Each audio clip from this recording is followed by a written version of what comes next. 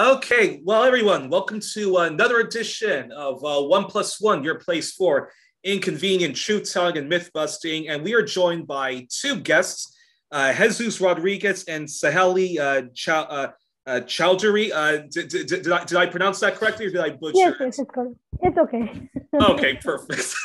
Apologies about that. My North Americanness, it's the North American in me, the gringo in me.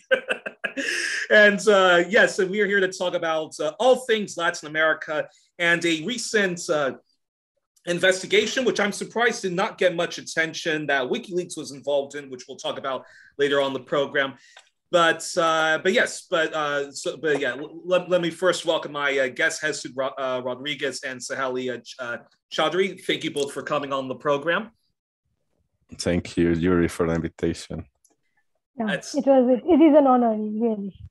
I enjoy your YouTube show, actually.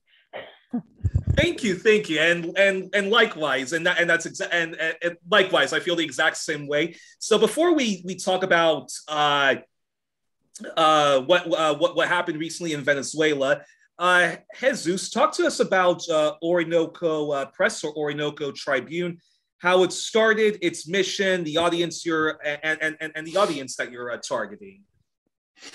Yes, thank you for the question, Youri. I mean, Orinoco Tribune is a project that we envisioned like 3.5 years ago, or maybe 4 years ago, but it materialized 3 years ago, like in November 2018. And since then, we are proud that we have been able to reach bigger audiences every day. And I believe that it is because the work we do, that we try to do it right, that we try to do with responsibility, but it also, being honest, I believe that the success of Orinoco Tribune has been in the big void that was there of information about Venezuela in English language. So I believe that it's a mix of those two things, and that's it. I mean, we basically has been like informing about Venezuela on a regular basis, on a daily basis, since 2018, and we have reached several audiences. Of course, the most important one is in the US, the biggest in gross terms. But if you ask me, the biggest in per capita terms, I believe that it is in Canada. I mean, Canada is actually in gross terms our second country in terms of audience in a gross perspective. But when you compare that with the population of Canada with the population of the US, you realize that in per capita terms, the country with the biggest the audience per capita that we have is Canada. And maybe later some... Oh, likewise, 1+1 is also quite popular in Canada. Yes, that's nice. And I believe that's have something, I mean, that is why you cover a lot of, I mean, most of your interviews are from Canada too, right? Yes. 36 episodes in all now, and and that's fantastic, and on the very fantastic interview programs you do, you've had past guest Eve Angler on, as well as Aidan Jonah of the Canada Files, and that's how I came across your work, and that's definitely why we're here today. So it's fantastic. Good to know that. So let's discuss. So let's first talk about Venezuela, and either of you can jump in anytime you want. And let's discuss the most recent election in Venezuela, in which Maduro's party, the PSDA, if I'm not mistaken, won very big. And how? So let's first talk about the most recent elections in Venezuela. What do you think our audience should know about what took place? You wanna say something, Sahe? You go first. Okay. I mean, me as a Chavista, I have the impression since, you know, the first results came out that we had a very good and very nice victory in different levels. And I'm trying to rescue part of the analysis that was done a few days ago in a panel that we had from, comments from Diego Sequeira from Misión Verdad that was talking about the elections also. But I mean, my first impression in electoral terms is that we had a very solid victory. I mean, winning 20 states right now, because we have an issue with the state of Barinas, but that is going to have rerun elections, I mean, in January. But disregarding that, PSUV, the government party, won 20 states out of 24, when you include the capital district of Caracas. And in the municipalities, I mean, I'm talking about major offices all over the country, where we have 335 municipalities in Venezuela. The PSUV won 212, according to the last figures that I've seen. That means that it is more than 2/3 of the municipalities has been won by the PSUV also. So in that sense, it's a solid victory that. And now I'm bringing part of the analysis that Diego Sequeira from Misión Verdad did, and you have to measure that also in terms of the victory in terms of peace for Venezuela. I mean, you know, the achievement of, you know, solving political differences in peaceful terms, which is something relevant for us, especially after, I don't know, 5 or 6 years of intense political struggle in Venezuela that in several occasions has brought us to the brink of civil unrest, civil war, some people might say. So in that sense, you have to highlight the importance of these elections in terms of the pacification of the country. So I don't know if that is the word in English, but anyway, I believe that's another important achievement. And a third important achievement that I also rescued from Diego Sequeira is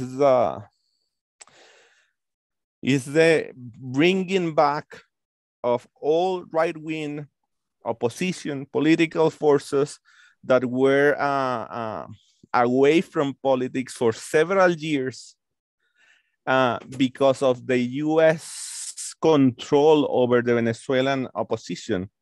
And one way or the other, President Maduro was able to, disregarding the push from the US towards our right-wingers, he managed to move them to the side of the political debate, of the electoral debate, and that's another victory. And so I believe that those are like the 3 most important levels of victory that you can highlight after this 21 of November elections. I have to clarify for those that are not familiar with Venezuela that those were like regional and municipal elections that we held like 3 weeks ago here in Venezuela. And I mean, those I believe that that's the most important outcome that we can highlight from there. But there is also an analysis, like most the analysis should be done, in which some Chavistas has been highlighting that analyzing the numbers of the elections, you can see clearly that the opposition got more votes in absolute terms than Chavismo. Oh, okay. So that's an interesting analysis. Of course, I mean, we in Orinoco Tribune tried to do that analysis immediately after the numbers were available, and we realized that that was an important outcome that we must to highlight, not only because we want to make the Chavista leadership to realize that the victory that is there might have, I mean, should be like contrast with that analysis of the numbers in general terms. So when you add all opposition parties, I mean, basically all the parties that participated in this election, and when you add their numbers, and I'm including there even the Venezuelan Communist Party that has been, moving away from Chavismo in recent years. And when you add those numbers, you have that the opposition in Venezuela got something, if I remember well, something around 4,300,000 votes, while Chavismo got a little bit more than 4 million votes, like 4,040,000 votes or something like that. So we're talking that they almost got like maybe a little bit less than 10% more of votes than Chavismo in this election. Of course, this is a gross analysis. You have to take into consideration that uniting anti-Chavismo in Venezuela is like a fairy tale. It's almost impossible. But anyway, you have to do the analysis. You have to, take the numbers into consideration. And also part of the analysis that we did on Orinoco Tribune point at a decline in the number of Chavista vote in recent years, in recent elections. And the opposition also has shown a decline in the number of their votes too, but it's more pronounced with Chavismo. So we have to pay attention to that. But some analysts also explain that decline in votes in what some academics call the depoliticization of Venezuela. I mean,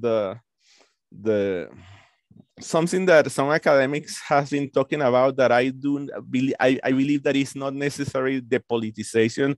And if you ask me, I always say that it is the result of the acute economic crisis that came out of the US sanctions and the European sanctions. And because of that, many Venezuelans believe that, going to vote is a luxury, less relevant than, bringing food to the table. So in that sense, people has been moving a little bit away from politics, but I believe that people is still, most of the Venezuelans, even those ones that did not go to vote, are politicized and have their political views very clear. The problem is that they are just, trying to survive because of the, economic crisis. So that's my take on that. I don't know if you want to add something, Sahili, and a lot about that. So don't feel like you don't have anything to say. Actually, I was thinking of adding something, that in the electoral roll, there are a little over 21 million voters, but one has to take it into account that there are people in the electoral roll who are not in the country, but outside. There has been an exodus of Venezuelans exactly because of the sanctions, that people had to leave in order to survive. And these people can only vote. There are many cases when they can only vote. First of all, they cannot vote in regional elections or not even in the National Assembly elections. They can only vote in the presidential elections. That's one point. And secondly, there are many countries in which Venezuelans are, but those countries do not recognize the government of Maduro. They think that Guaido is the president. Anyway, so in those countries, since they do not recognize the government of Venezuela, they do not have any diplomatic relations with Venezuela. So in those countries, even if the government of Venezuela wanted, they could not activate the diplomatic missions where Venezuelans residing abroad could vote.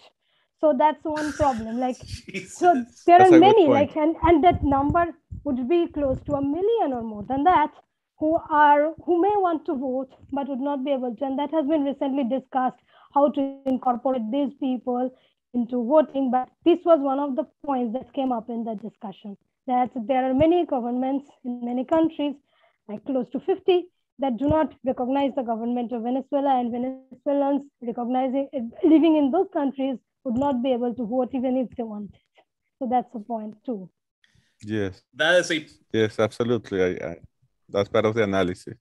That is a perfect segue into into how is the country still dealing with the ongoing coronavirus crisis, because I know so right now Venezuela is still currently under sanctions by the U.S., Canada, several European governments. I believe the European Union was also shamefully recognized Juan Guaido as the interim president, and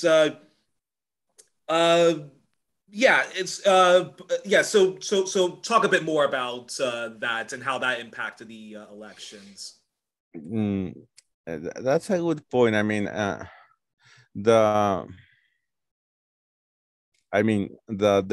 the COVID-19 pandemic has affected Venezuela like most of the countries worldwide. But in the case of Venezuela, the government took a very responsible approach since the very beginning towards social distancing, towards biosafety, disregarding the fact that the US and European blockade, including Canada, had an impact in the way we managed to get vaccines, in the way we managed to get equipment like artificial respirators, and the way we managed to get, all the materials, all the things that are needed to fight properly coronavirus. Besides that, the government of Venezuela, mainly because of the cooperation, that the strategical alliance that we have with China, with Russia, with Cuba, even with Turkey, the government of Venezuela managed to bypass all those restrictions and get most of the things needed to fight the pandemic. Then we had after we start talking, when we started to talk about reopening in Venezuela, we took a very unusual and maybe not very common in Nordic countries approach towards reopening with a scheme that we call 7+7. Basically, the reopening in Venezuela was based on 7 weeks of what we call relaxation or reopening, and then sorry, 7 days.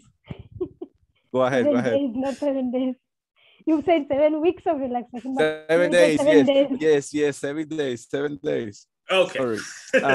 7 days of reopening followed immediately by 7 days of quarantine. But everything was done in a voluntary basis.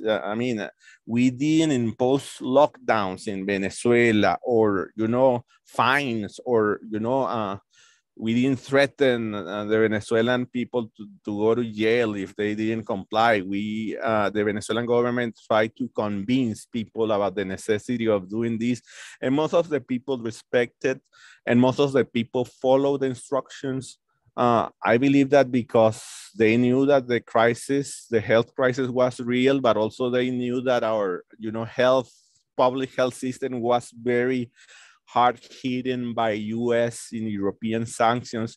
And we knew that if we had like a crisis like the crisis that European countries and US and Canada and other, developed countries reported, if we had some crazy pandemic crisis like the ones you had up there in the north, we might have had a terrible situation. So I believe that was a mix of all those things that allow us to, we have one of the lowest per capita death rate related to COVID I believe that in the world, but I believe that we, in Latin America, I believe that we are like second or in third place with the best numbers in per capita. I mean, in death per 100,000 inhabitants in COVID, and that's a good sign. I mean, we have been able to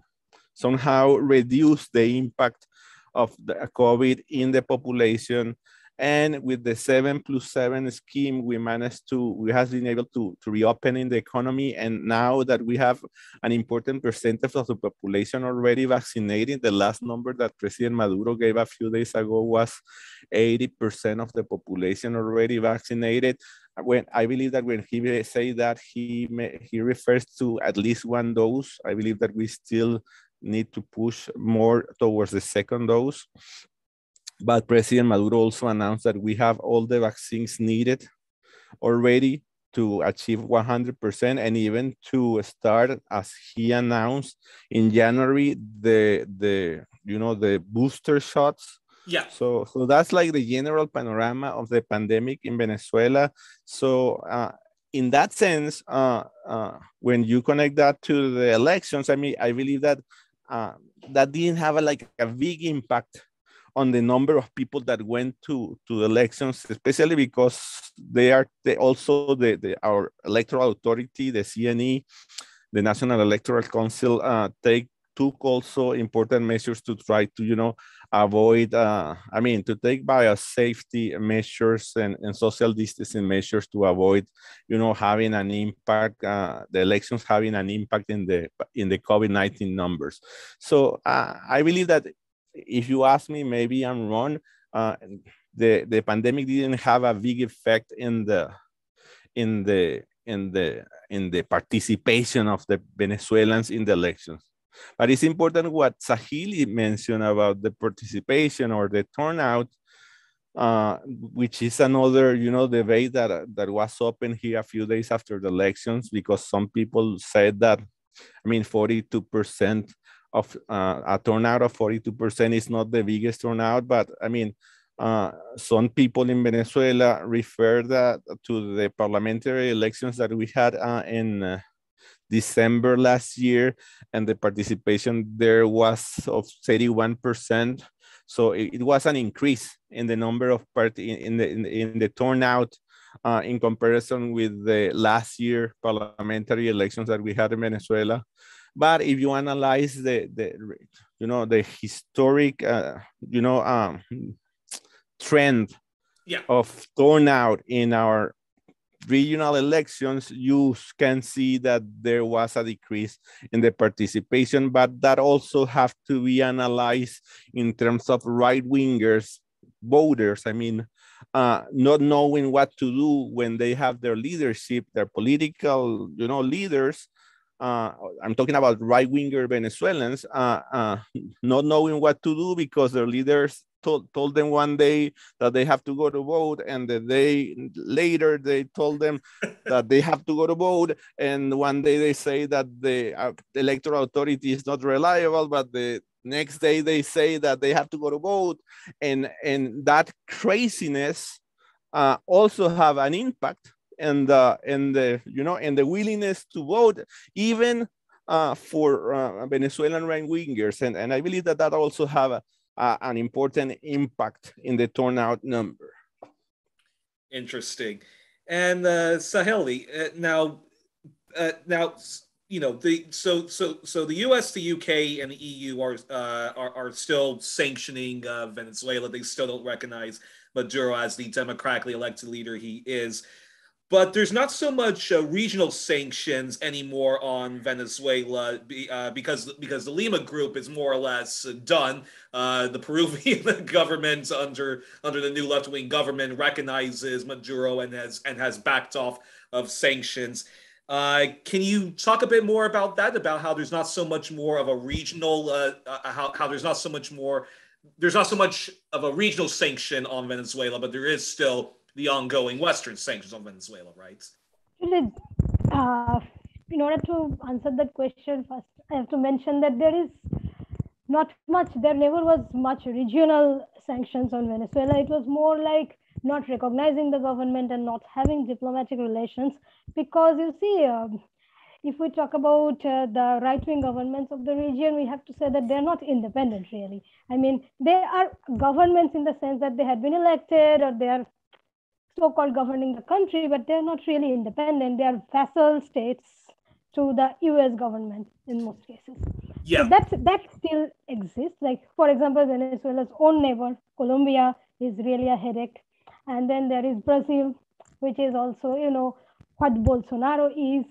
And so you have these problems already there, already existing. Lima Group, in my opinion, should never have been called Lima Group, but should have been called Ottawa Group, because Canada was the main promoter of that group. Canada was the one that made the charter of that group, all the things. Like, everything was what Canada did. They just wanted to give a cover for their things. Like, they were going to say, okay, these are Latin American governments that are not recognizing the government of another Latin American country. So Peru was just used as a cover, because Peru, unfortunately, since the start of its independence, like independence 200 years ago, Peru has been unfortunately a vassal state always. So it's one of the most not independent countries in the region even now. So they just had their first meeting in Lima and called it a Lima Group, and you had the most dictatorial or most fascistic governments of the region, including Mauricio Macri, who is gone now, of Argentina, and then there is Piñera, who is still there, but he will be gone this year.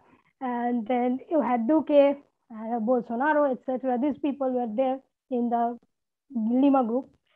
So in my opinion, there never was like a lot of regional sanctions, but there is xenophobia against Venezuelan migrants in these countries. There are many Venezuelans in all these countries, and like, they are right-wing governments themselves. First, when they go to Colombia, they say that they will welcome Venezuelan migrants with open arms, and they instigate Venezuelan migration, saying that, okay, when Venezuelans will come, they will have this opportunity or that opportunity that they are not getting in their country. But when they go there, these same leaders instigate their own populations to carry out xenophobic violence against these Venezuelan migrants themselves. So there has been a lot of violence in this regard towards Venezuelans in those countries, but they were never really as strong as to sanction Venezuela. They were just like not doing anything with Venezuela, basically. But the economic sanctions, if you are talking about them, then they come from the US, European Union, and Canada, because these are the countries that control the international financial institutions, like the IMF, the World Bank, or other regional development banks, etc. They'll no longer give Venezuela loans. Then even Venezuela's own money, they don't give Venezuela. You know how UK, the Bank of England, is keeping 2 billion in gold. They're saying that they do not really recognize, they do not know which government is the legitimate government in Venezuela, which is basically a lie, because the Venezuelan ambassador to UK is in UK and has been recognized. Similarly, the British ambassador to Venezuela is in Venezuela. So diplomatic relations exist, but they still say that we don't know who is the real president of Venezuela. Unbelievable. And then they're not giving that gold back, and that case is still going on in UK. Similarly, the US government, like just like we are talking about vaccines, just like they were not allowing the COVAX mechanism to start sending vaccines to Venezuela. Similarly, they also, like, there was money deposited in Citibank in the US. They took that money, it was some over $300 million. They took that money and sent it to the US Federal Reserve. Okay, so it's like a robbery in broad daylight that they committed, which is not talked about. Similarly, they have taken away Citgo, the refineries in Texas. They're not giving, it is Venezuelan national property. And like when I talk about money in other countries, like deposited in banks or financial institutions, as well as these Venezuelan assets abroad, they don't belong to the government of Venezuela, but they belong to the state of Venezuela, which means the people of Venezuela are the owners of these things. And irrespective of whether they recognize the government or not, these things cannot be taken away from Venezuela. But they're doing it. It is against the international law, but they're still doing it. And there is not much discussion about it in media. And this is what Orinoco Tribune tries to tell everyone. All righty. We need to give you a Venezuelan citizenship, Saheli. All righty. Well, I just have to pause for a moment because apparently I'm getting a notification that says that my Zoom is about to run out. So let me fix that very quickly. One moment. Don't worry. Go ahead. Okay, no problem. All righty. Sorry about that. Sorry about that, everyone. There was a problem. Zoom wants me to upgrade. So this is part 2 of our discussion on all things Venezuela. So continuing on with our conversation is a follow-up I wanted to ask about Venezuela and the Maduro government is I know that there was a certain body of government in Venezuela called I believe it's called the National Assembly, which had a lot of the right-wing, Western-backed right-wing opposition parties, which was often sabotaging the government, participating in the economic terrorism, towards the government. And in response to that, the Maduro government wanted to have more direct democracy, more participatory democracy, more local constituent, assemblies. I'm butchering the name, constitutional assembly, constituent assemblies. And so I want, I think many people applauded the Maduro government for wanting to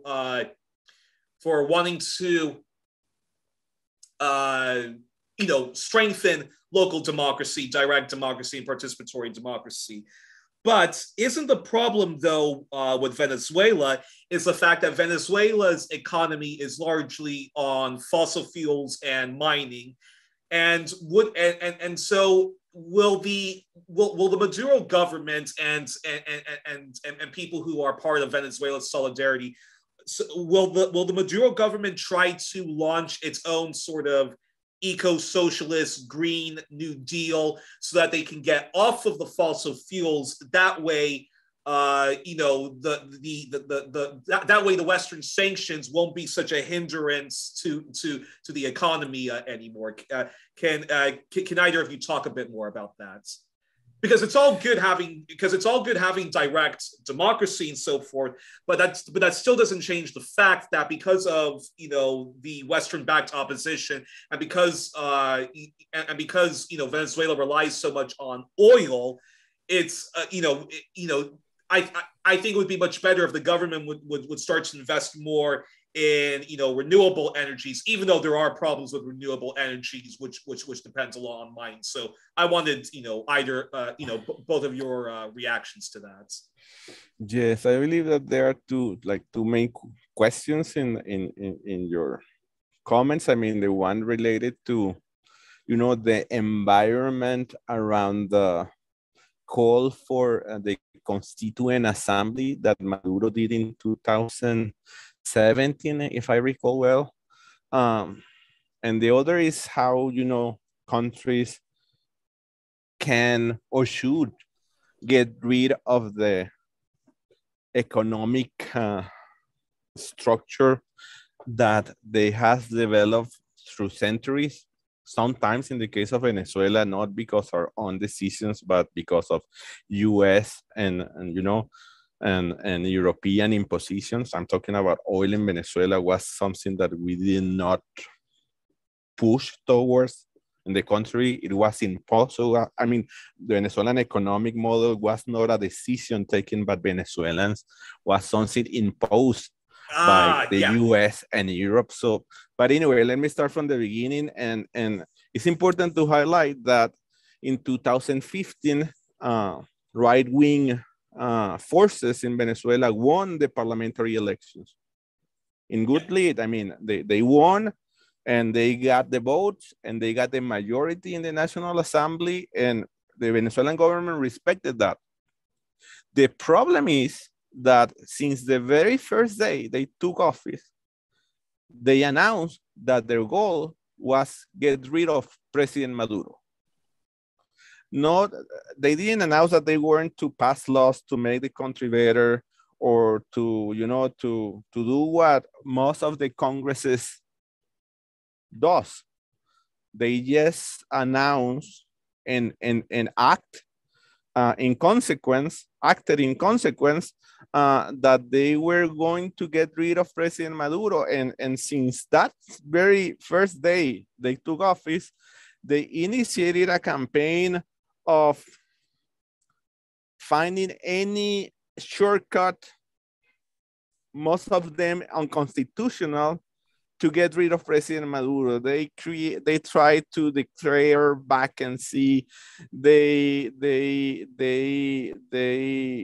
I mean, they use all the legal tricks available in Venezuelan legal framework to try to get rid of Maduro and create an environment of chaos, institutional chaos, I mean, that somehow exploded in 2017 with the violent protests led by the opposition that we call guarimbas. Yeah. And I'm talking that since March or April 2017, we had violent protests here in Venezuela where a lot of Venezuelans died, and that were led mostly by violent right-wingers that just wanted to, you know, keep that trend promoted by the Venezuelan National Assembly to get rid of Maduro one way or the other. So what did Maduro at that moment? And I believe that was a masterpiece political decision that Maduro took.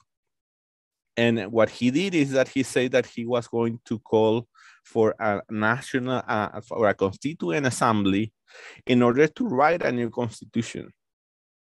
Everyone knew that the decision behind that, what was behind that decision was the need for Maduro to try to solve the very deep crisis that we were experiencing in 2017 into, channel it toward electoral, means, and also at the same time trying to